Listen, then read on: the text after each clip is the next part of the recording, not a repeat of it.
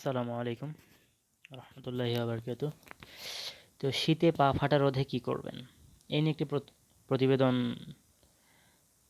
প্রকাশ করেছে প্রথম আলো। তো এর জন্য তাকে ধন্যবাদ জানাই।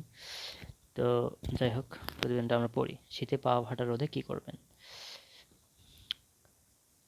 উত্তর দিয়েছেন কি ডক্টর জাহেদ পারভেজ, সহকারী অধ্যাপক, চর্ম, যৌন ও হেয়ার ট্রান্সপ্লান্ট বিভাগ, শহীদ সোহরাওয়ার্দী মেডিকেল কলেজ, ঢাকা।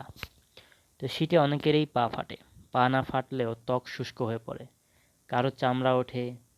তাই সবারই কমবেশি আলাদা করে পায়ের যত্ন নেওয়া উচিত। পায়ের গোড়ালি ফেটে যাওয়া কষ্টকর ও বিব্রতকর সমস্যা। কারণ কী কারণে পা ফাটে সেটা আর কি। তো শীতে পানি কম পান করার কারণে শরীরে ডিহাইড্রেট থাকে। তাছাড়া শীতে বাতাসে আর্দ্রতা কম থাকে। আবার পা নোংরা থাকার কারণেও ফাটতে থাকে। পা ফাটার অন্যান্য কারণ হলো খালি পায়ে হাঁটা, দীর্ঘ সময় দাঁড়িয়ে কাজ করা, শক্ত জুতা পরা, ধুলাবালিতে কাজ করা, পরিমিত পানি পান না করা, ভিটামিন এ, সি এবং ই এর অভাব। কিছু রোগের কারণেও পা ফাটে, যেমন হচ্ছে জিনবাহিত রোগ, পামোপ্লান্টার, ক্যারাটোডার্মায় রোগীর ত্বক পুরু হয়। মোটা ও পুরু চামড়ার সঙ্গত কারণে খসখসে এবং শক্ত হয়ে থাকে, যা অত্যাধিক শুষ্কতায় ফেটে যায়। সোরিয়াসিস এক ধরনের চর্মরোগ, যার প্রকোপ বাড়ে শীতে। এ রোগে হাত পায়ে চাকা দাগ হয়, চুলকানি দেখা দেয়, চামড়া ওঠাও এ রোগের লক্ষণ। হাত পায়ের তালুতে সোরিয়াসিস হলে আক্রান্ত স্থান ফেটে গিয়ে লাল মাংস দেখা যায়। শীতে এ ফাটা বেড়ে যায়। টিরিয়াসিস রুব্রা পাইলারিস জিনবাহিত রোগটি যাদের আছে, শীতে তাদের হাত পা প্রচণ্ড শুষ্ক হয়ে যায় এবং পা ফেটে যায়। পা ফাটা কেন খারাপ? পা ফাটলে গোড়ালিতে যন্ত্রণা হয়, পায়ের ত্বকে ইনফেকশন হতে পারে, পায়ে ব্যথা অনুভূত হয়, পা ফুলে যায় এবং দৈনন্দিন চলাফেরা ব্যাহত হয়। ফাটা স্থানে জীবাণুর সংক্রমণের ফলে ঘা হতে থাকে বা ঘা হতে পারে। বিশেষ করে ডায়াবেটিস থাকলে সমস্যা প্রকট হতে পারে। এখানে একটা প্রতীকী ছবি দেওয়া হয়েছে, প্রতীকী ছবি, এআই আর্ট, প্রথম আলো। কি এআই অ্যাপ দ্বারা এই ছবিটা তৈরি করা হয়েছে।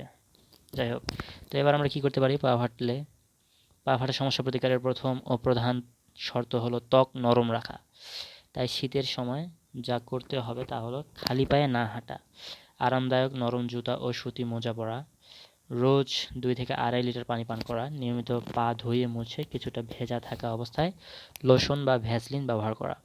পা ফাটা থাকলে ঝামা পাথর বা পিউমিস পাথর দিয়ে ঘষে মরা চামড়া তুলে ফেলা এবং পরে নারকেল তেল মালিশ করা।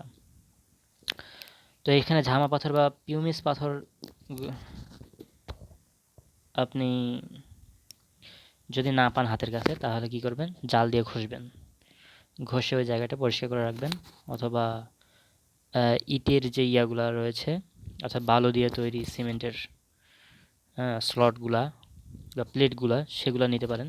ওগুলোতে পা ঘষলে কিন্তু পাটা পরিষ্কার হয়ে যায় এবং চামড়াটা তুলে ফেলা যায়। তো তুলে ফেলার পর কী করতে হবে? নারকেল তেল মালিশ করতে হবে। আধা বালতি কুসুম গরম পানিতে 1 চিমটি লবণ দিয়ে পা আধা ঘন্টা ডুবিয়ে রাখলে বেশ আরাম পাওয়া যায়। এছাড়া সমপরিমাণ গ্লিসারিন ও গোলাপ জলের মিশ্রণ পায়ের ফাটা স্থানে লাগিয়ে সারা রাত রেখে দিন। এতে পা ফাটা ও ব্যথা কমবে। নিয়মিত যত্নের পরেও যদি পা ফাটার সমস্যা না কমে, তবে অবশ্যই ত্বক বিশেষজ্ঞ চিকিৎসকের কাছে যেতে হবে। সো আমাদের কোনো কিছুকে ছোটোখাটো বলে ভেবে উড়িয়ে দিলে চলবে না। জীবনে যে কোনো সমস্যায় আসুক না কেন, আমাদের সবসময় সুস্থ থাকতে হবে, সুস্থ থাকার চেষ্টা করতে হবে। নিরাপদ খাদ্য, বাসস্থান, পানি এগুলো গ্রহণ করতে হবে। পরিবেশটাকে সুন্দর রাখতে হবে। পরিষ্কার পরিচ্ছন্ন থাকলে জীবাণু দ্বারা কিন্তু কম আক্রান্ত হয়। তো আজকে এ পর্যন্তই, ধন্যবাদ।